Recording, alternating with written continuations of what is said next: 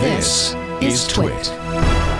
I feel like I'm in the midst of a French Revolution. We are storming the barricades. We are taking back our knowledge of how the internet is breaking down in terms of cost. I don't know. I'm super excited to have Kyle Barr here from Gizmodo to talk about nutrition labels. Hi, Kyle. Yeah.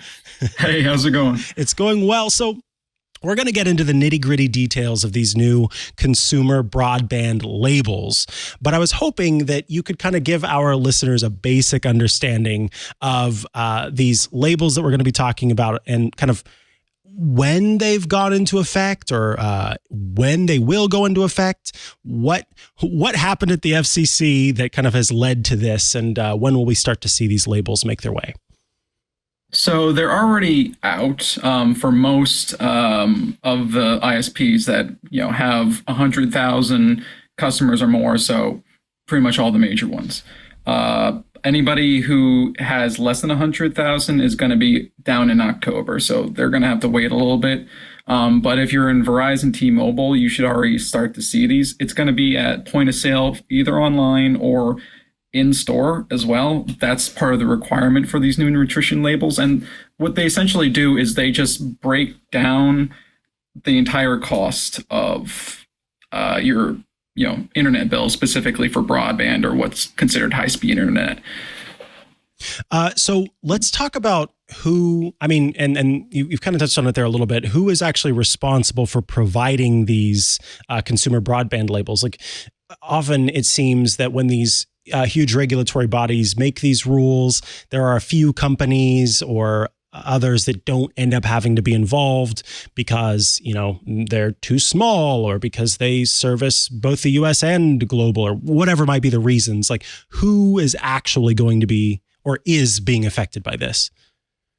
So it's pretty much all the major broadband labels. It's a US law, so it's only for the US, so you probably won't see it if you're in the EU.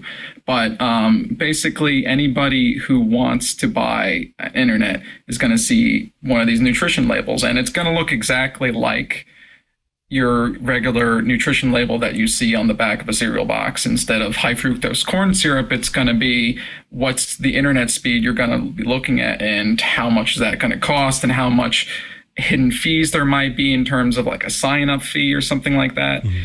So you're really going to start seeing them everywhere, or at least you should now. My article kind of broke down what that looks like and what you should be looking for, since it's still kind of esoteric. If you're just like somebody who looks at the back of a nutrition label and says, I don't know what monotriglycerin or whatever is they're putting into Cheerios nowadays. Like, I don't know what that means. But if you look at it closely, it's actually pretty succinct, and it kind of gives you a rundown of exactly what you want to know, like what your internet speed will be and how much you're going to be paying per month versus how much you're going to have to pay as a one-time activation fees, anything like that. And it's also required to have links to different, like, okay, well, this is going to be a government assistance program, or this is also like any kind of deals that they have going on. Mm-hmm. They have to link to those so that you can't just be like, well, I would have bought this if I had known about it, but now I'm stuck with this because I've already signed the contract. So ostensibly, anytime you're shopping around, it's going to be a lot easier to tell what you're getting and actually compare it to other places. Awesome. So yeah, John, let's have you pull up the broadband facts label, and let's talk about this more directly.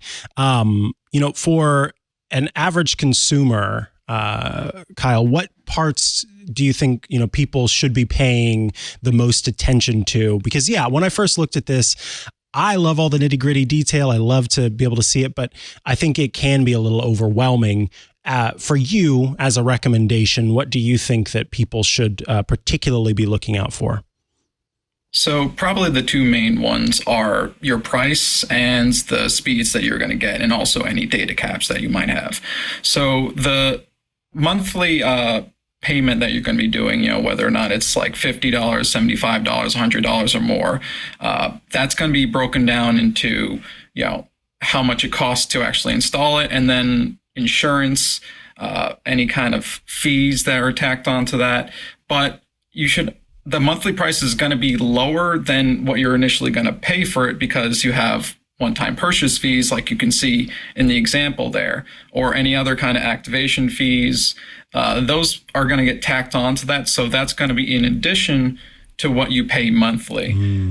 So the whole point of that is you don't want to get scammed by saying, well, it only costs me however much, and then you end up paying more down the road. Like recently, I did another article about there was an Amazon deal for a 1 cent iPhone. And of course, it was actually just locking you into a Boost Mobile contract that would have made you pay out $3,000 after a mandatory 3 years that you can't cancel. Oh, Lord. So yeah, that's one of those things that's like, if there was a label on an Amazon purchase, it would be a lot cleaner, I guess. Yeah.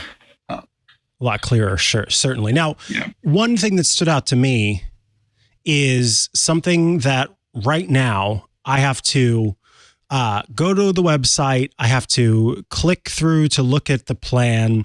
I have to scroll down to the details at the bottom. I have to find a link there. I have to make a sacrifice to an elder deity. And then I have to, click my heels 3 times. And then finally, I get to see what the upload speed is for the plan that I'm trying to select.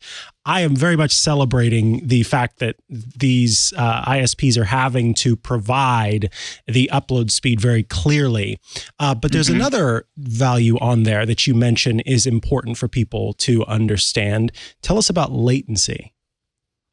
So latency is basically just how fast your internet's actually going to connect. It's a lot more complicated than that. But if you ever played an online game and you say, I'm lagging, that's latency. That's usually broken down into milliseconds of latency.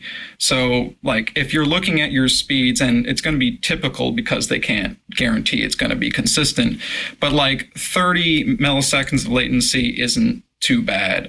But if you're going upwards of 70, you'll have problems if you're trying to connect to your folks or friends over voice chat or video chat especially.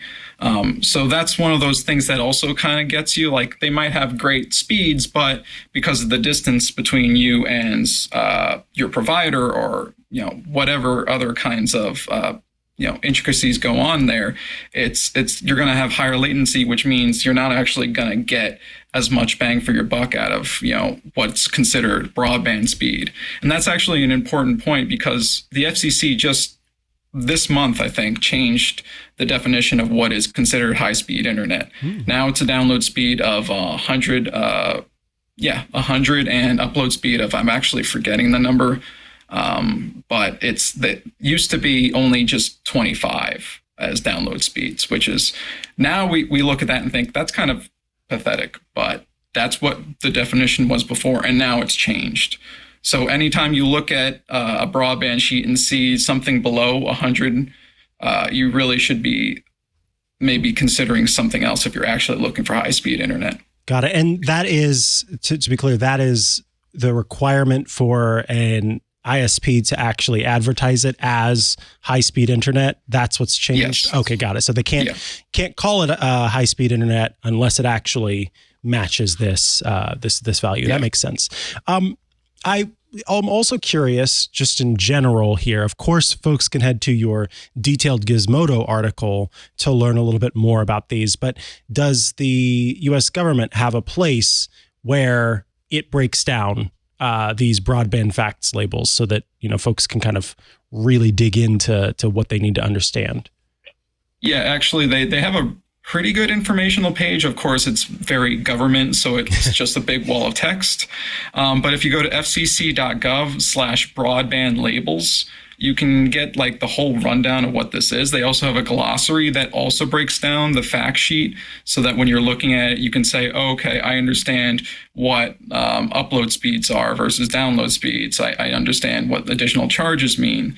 It's pretty good. You just kind of have to, basically get back into high school and start looking at textbooks again, because it's a little bit dense. But it's pretty good if all you want to know is every little part of the broadband sheet. It should be there. Got it.